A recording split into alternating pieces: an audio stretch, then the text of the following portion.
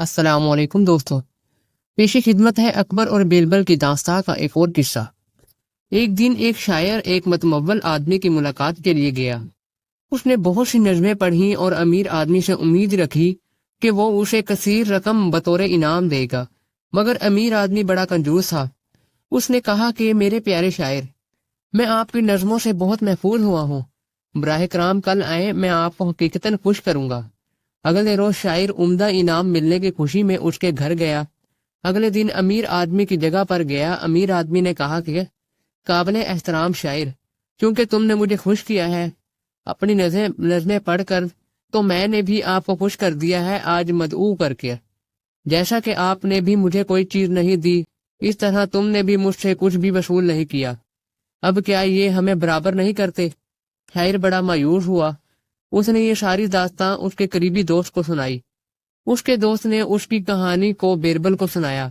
یہ کہانی سنتے ہوئے بیربل نے کہا کہ جیسا میں کہتا ہوں تو ویسا کرو، تم دوستی کا حق ادا کرو، اس امیر آدمی کو اپنے گھر پر مدعو کرو لنچ پر، اسی وقت اپنے شاعر دوست کو بھی مدعو کرو، میں بھی وہاں موجود ہوں گا۔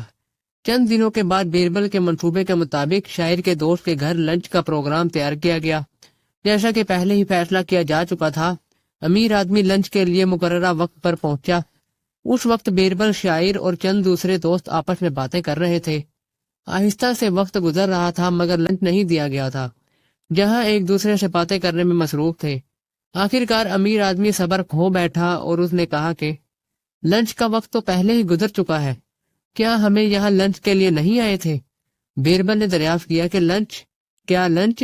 امیر آدمی نے غصے سے کہا کہ آپ کا لنچ سے کیا مطلب ہے؟ کیا ہم یہاں لنچ کے لیے جمع نہیں ہوئے؟ بیربل نے جواب دیا کہ لنچ کے لیے کوئی دعوت نامہ نہیں تھا، یہ صرف آپ کو خوش کرنے کے لیے تھا کہ تم نے بھی لنچ کے لیے آنے کے لیے کہا تھا۔ امیر آدمی بڑا خفا ہوا۔ اس نے غصے کے عالم میں پوچھا کہ یہ کیا ہے؟ کیا یہ باعزت شخص کو اسی طریقے سے دھوکہ دینے کا حق ہے؟ تم نے مجھ سے جھوٹ بولا ہے۔ بیربل نے ہنسنا شروع کیا اور کہا کہ جب میں کہتا ہوں کہ یہ رویہ صحیح ہے، مگر تم نے اس شاعر کو یہ کہہ کر دھوکہ دیا تھا کہ کل آؤ، اس طرح میں نے بھی تم کو خوش کرنے کے لیے کہا۔ ہم نے سوچا کہ شاید ثقافتی افراد کے درمیان یہ رویہ درست ہے۔